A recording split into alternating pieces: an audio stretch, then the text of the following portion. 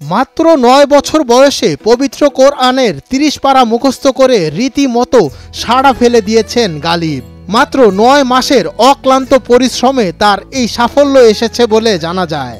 এর বয়সটা ৯ বছর, ৯ মাসে হাফেজ হয়েছে, ৯ মাসে হিফজ সবক সমাপ্ত করছে। অধ্যাবসায়, নিষ্ঠা আর ইমানি আগ্রহ দিয়ে গালিব যা অর্জন করেছে তা অনেক প্রাপ্তবয়স্কের পক্ষেও সহজ কিছু নয়।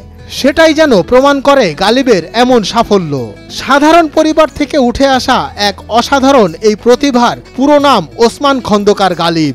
সারাদিন মেহনত করছি, ভালো করে পড়ছি, আল্লাহ তাআলা আমার কাছে দোয়া করছি, ভালো করে হাফেজ ঘুমের টাইম পড়তাম, খানা খাওয়ার টাইম পড়তাম, সারাক্ষণ মেহনত করে পড়ছি, এই জন্য গালিব সৌদি প্রবাসী হাবিব খন্দকারের সন্তান। সহপাঠীরা বলছেন চঞ্চল স্বভাবের গালিব পড়াশোনার ক্ষেত্রে ভীষণ মনোযোগী। বাবা মা চেয়েছিলেন তাকে সাধারণ স্কুলে ভর্তি করিয়ে মূলধারার শিক্ষা দিতে, কিন্তু গালিবের নিজের স্বপ্ন ছিল আলাদা। সে চেয়েছিল মাদ্রাসায় ভর্তি হয়ে হাফেজে কোরআন হতে। এটা হচ্ছে আল্লাহ তাআলা আসলে একটা অনেক বড় নিয়ামত। আল্লাহ তাআলা যাকে কবুল করে সে মাত্র কোরআন হাফেজ হতে পারে। এর ভিতরে অনেকের মেধা ভালো থাকে বা তার কিছু গুণাবলী থাকে, ওস্তাদের কিছু মেহনত থাকে। গালিবের দৃঢ় ইচ্ছার কাছে বাবা মাও একসময় রাজি হয়ে যান। ভর্তি করিয়ে দেন কুমিল্লা নগরীর ছাতিপট্টি এলাকার রিয়াদুল কোরআন ইসলামিক একাডেমিতে।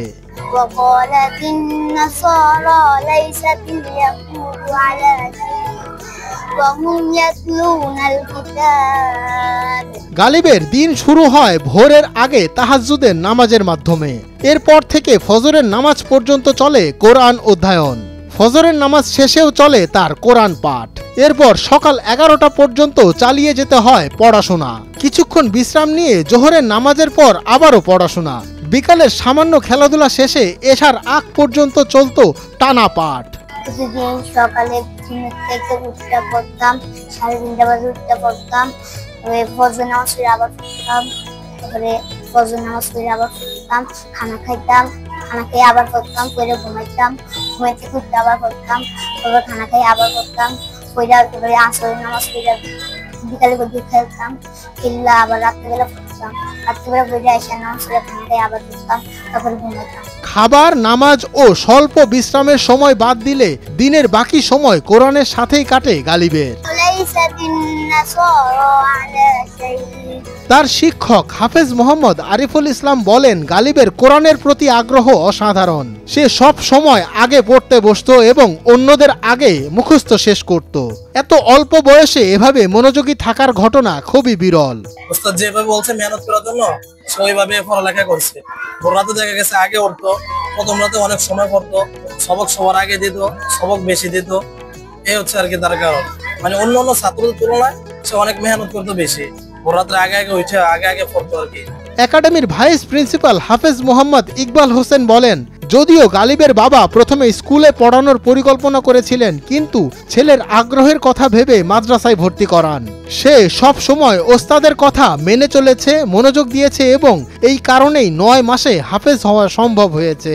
বিষয়টা হ্যাঁ আম্মু একদিন আমারে বলছিল যে হুজুর বাবা চাইছিল যে একটা স্কুল দেওয়ার জন্য, তো এখানে তার ইচ্ছা ছিল যে মাদ্রাসাত পড়ালেখা করবে। কোরআন নিয়ে আসার সময় বাড়িতেও দেখা গেছে পড়তো। আম্মু যদি কখনো যে বাবা আসো খাবার খাও, এখন আর পড়া লাগবে না, তারপরে দেখা গেছে ছেলেরা পড়তে চাইতো। অনেক জোরাজোরি করে দেখা গেছে না এই ক্লাস থেকে উঠে আপনার পড়া থেকে উঠে আনতে হইতো। গালিবের এই সাফল্যের পেছনে রয়েছে বাবা মায়ের সহায়তা ও শিক্ষকদের অক্লান্ত পরিশ্রম। এছাড়া মাদ্রাসার আবহ ও সহপাঠীদের প্রতিযোগিতামূলক পরিবেশ এবং নিজের অবিচল মনোযোগী তাকে এই অর্জনের পথে নিয়ে এসেছে, এমনটাই মনে করছেন স্থানীয়রা। মঞ্জুর এ মাওলা, নয়া দিগন্ত।